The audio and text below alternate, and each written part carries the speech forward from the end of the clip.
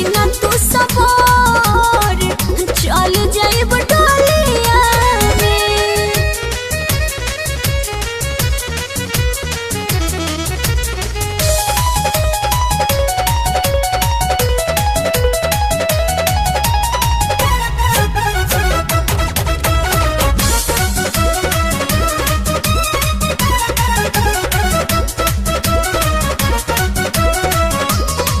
देखे आई हो बारात तहर करब इंतजार, जय मलवा के बेहरी सोझा रही हो तू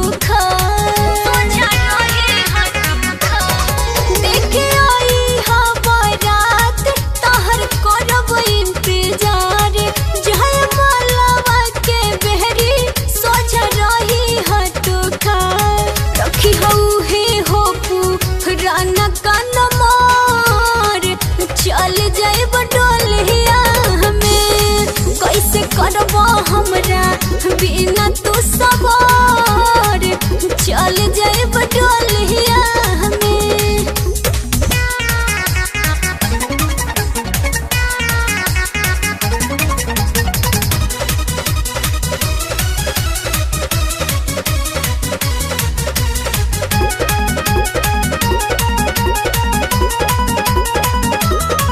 कुछ चिन्हानी दे दो जात हमरा बेरियानु हो, अहल दिल साद करी हो जानी तेरियानु हो।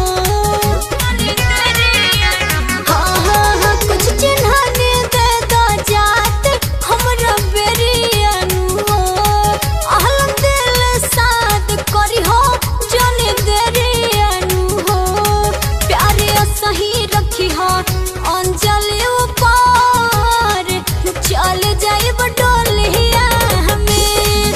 कैसे करब हमरा बिना तू सवार चल जाइब डोलिया में।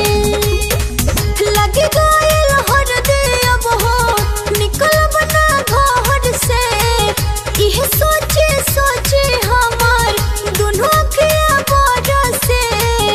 हाँ अब ना भेंट होई तोहसे भर चल जाइब डोलिया में।